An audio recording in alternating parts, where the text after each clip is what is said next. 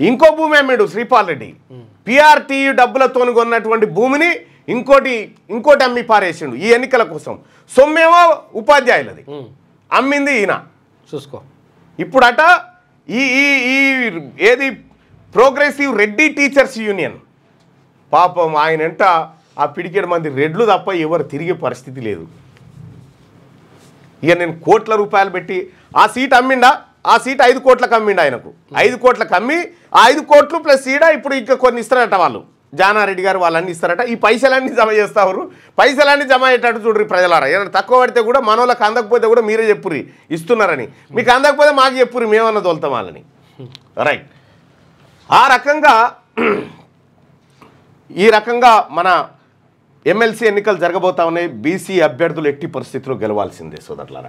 ఇక వెలుగు దినపత్రికలో ఉన్నటువంటి వార్తలు చూస్తే ఉక్రెయిన్ రష్యాలో కలవచ్చు, అమెరికా ప్రెసిడెంట్ ట్రంప్ కామెంట్స్, బందీల రిలీజ్పై హమాస్కు డెడ్లైన్, విడుదల చేయకపోతే నరకం చూపిస్తా, బెదిరింపులకు భయపడబోమన్న హమాస్. ఉక్రెయిన్ రష్యా మధ్య యుద్ధం ముగిసిపోయి 2 దేశాల మధ్య ఒప్పందం కుదరొచ్చు, అవి 2 కలిసిపోవచ్చు.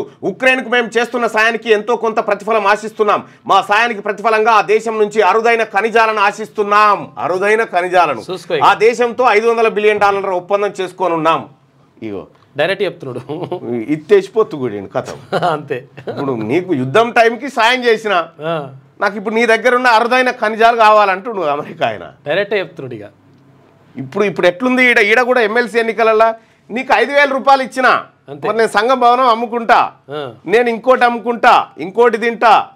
రేపు పొద్దుగాల ఈ బీసీ టీచర్లు, ఎస్సీ ఎస్టీ మైనారిటీ ఆదివాసీ టీచర్లు ఎవరైతే ఉన్నారో వీళ్ళ స్థానంలోకి ఈడబ్ల్యూఎస్ఎల్ని తీసుకొస్తారు వీళ్ళు గెలిస్తే.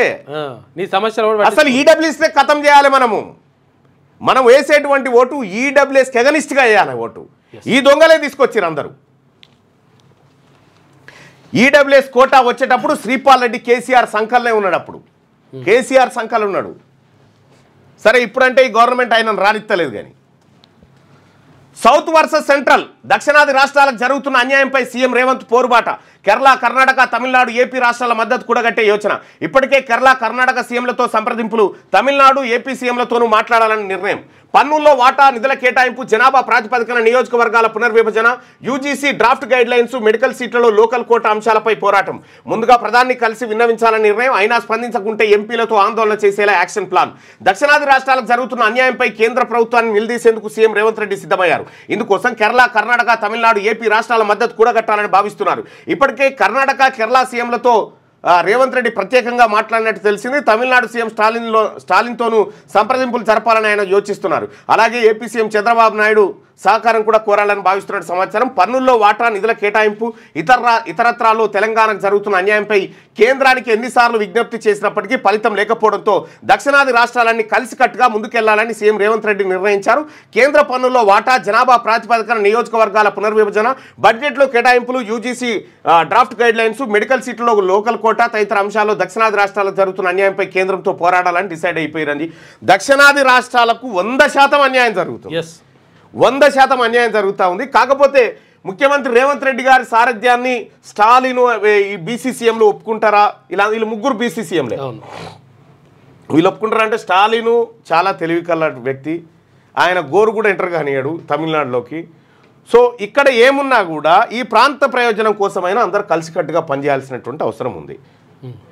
సో దానికోసం స్టాలిన్ ముందుకు వస్తాడా, లేకపోతే సిద్ధరామయ్య ముందుకు వస్తాడా, విజయన్ గారు ముందుకు వస్తారా, రేవంత్ రెడ్డి గారు ముందుకు వస్తారా?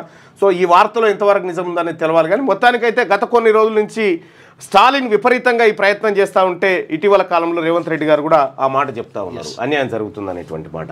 అయితే ఇక్కడ కుటుంబ నియంత్రణ ఆపరేషన్లు దక్షిణాదిలో ఎక్కువ చేసుకొని పిల్లల్ని కనుడు బంద్ చేసి వాళ్ళేమో విపరీతంగా కనేసి ఇప్పుడేమంటారు, దక్షిణాది రాష్ట్రాలు తక్కువ జనాభా ఉంది కాబట్టి తక్కువ ఎంపీ సీట్లు పెరుగుతాయి, ఆడ ఎక్కువ ఉంది కాబట్టి ఎక్కువ పెరుగుతాయండి. మరి ఎక్కువ ఎంపీ సీట్లు ఉన్నాడే చట్టాలు చేసుకొని అవతల దక్షిణాదికి అన్యాయం కదా. ఇది దేశ విభజనకు దారితీసే సమస్యగా భారతీయ జనతా పార్టీ సృష్టించొద్దు. ఈ దేశంలో ఉన్నటువంటి ప్రతి మూలకు సమానమైనటువంటి అవకాశాలు కల్పించాలి. ఏఐతో కొత్త ఉద్యోగాలు చరిత్రలో ఎప్పుడు కొత్త టెక్నాలజీలు వచ్చినా పని మాత్రం పోలేదని, అయితే పని పద్ధతులే మారాయని ప్రధానమంత్రి నరేంద్ర మోడీ అన్నారు. ఏఐ రాకతో ఉద్యోగాలు పోతాయంటూ ప్రపంచవ్యాప్తంగా ఆందోళన నెలకొన్నాయని, కానీ ఏఐతో కొత్త జాబ్స్ వస్తాయని చెప్పేసి ప్రధాని అంటున్నాడు. రైట్గా బీసీలకు 42% రిజర్వేషన్లు ఎట్లా? కామారెడ్డి డిక్లరేషన్ ప్రకారం పార్టీ తరఫున ఇస్తామన్న కాంగ్రెస్. ఇప్పటికే అసెంబ్లీలో ప్రకటించిన సీఎం రేవంత్ మిగిలిన పార్టీలు ఇవ్వాలని సవాల్.